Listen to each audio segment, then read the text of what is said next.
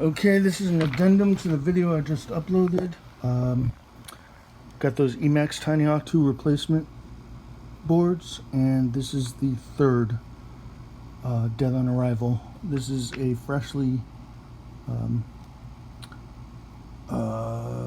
installed board.